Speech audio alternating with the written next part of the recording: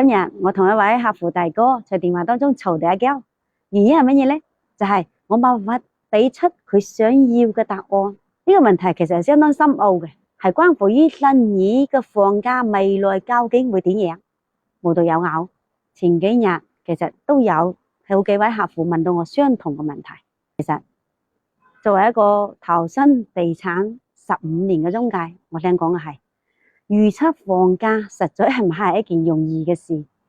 我唔係講有意責怪呢位大哥吓，亦唔係講全心冇回答佢呢個問題。實事求是，任何事情呢，其實佢都有存在兩面性嘅。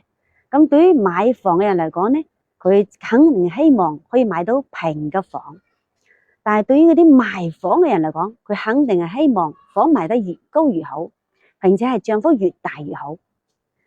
咁如果講真係要埋怨，其實我覺得要更多嘅係怨嗰啲咩呢？所謂嘅專家啊、學者啊、呢啲大 V 啊，因為正係佢嗰種對於我哋老百姓嘅嗰種錯誤嘅引導，佢哋口口聲聲講優質嘅資產會越來越好，不良嘅資產呢就會越來越差。其實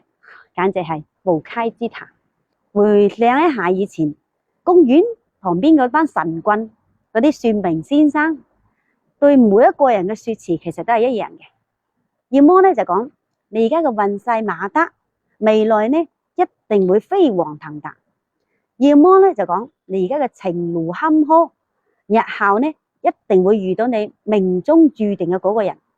呀，嗰啲話係咁聽，其實好有道理喎。但係你細心一諗，你會發現呢啲說話講乜水聽，好似都好啱㗎。其實佢哋純粹係啲呃人嘅套路嘅啫。新意而家嗰啲優質地段好嘅房係有嘅，但係對於我哋老百姓嚟講，係咪真係可以輕輕鬆鬆咁負擔得起呢？我哋普通嘅老百姓能唔能夠攞得出呢啲咁樣嘅資金去買房呢？畢竟大家嘅買房嘅資金其實好有限嘅，又點樣有能力去買呢啲所謂嘅優質資產呢？如果你覺得我講得有道理，咁就聽我一句好誠懇嘅勸告。我哋普通嘅老百姓要買房，無非就係一樣嘢，便利性，交通便利，方便出行，讀書方便，方便下一代嘅成長，買菜方便，日常嘅生活方便，就醫便利，應對嗰啲不利之需。至於嗰啲嘅專家學者嗰啲親朋好友，如果講佢對於你而家買嘅嗰個位置又講幾又馬好，女又馬好嘅，咁你可以直接反問佢啦。如果講你哋真係有呢啲咁樣嘅預測未來嘅本事，又點會有呢啲咁嘅閒情逸致嚟教導我呢？如果講你真係出於好心，又想嚟教我哋點樣賺錢，如果真係有100%賺錢嘅好事，又邊會諗到我哋啲普通老百姓呢？講白呢，就係蟹啱咪啱你嘅腳，只有你嘅腳最清楚。所以一定要清晰咁認識到自己嘅需求，有實際嘅需求先至果斷去買。如果買有咁嘅需求，你可以觀望嘅。在佢15年嘅職業生涯當中，我可以講係見證咗無數家庭嘅買房嘅故事，亦有一啲家庭係為咗買套房不惜傾盡所有，有一啲家庭呢就喺買房嘅路上呢，可以講係遭遇咗各種各樣嘅挫折同埋困難。我好知道房對於大多數人嚟講，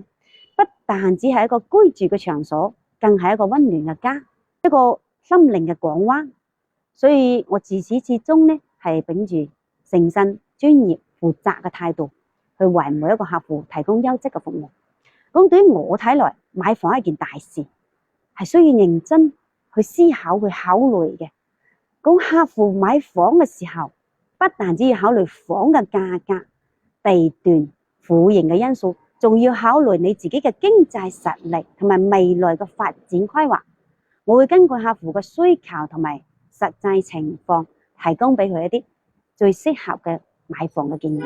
最後我想講，無論新意嘅房價點樣波動，我哋都係要保持一啲理性同埋冷靜，唔好去盲目咁去跟風。而唔係講過於悲觀或者個樂觀。相信只要講我哋堅持自己嘅原則同埋底線，一定能夠揾到屬於你自己嘅理想嘅嗰個家。希望我嘅經驗同埋建議能夠在你買房嘅路上有所幫助，亦都令到你喺買房嘅道路上少走一啲彎路，早日呢就實現你自己買房嘅夢想。我係麗麗，一個有住15年地產嘅從業經驗嘅房產人，只講對你有用嘅買房嘅手法。我哋下期再見。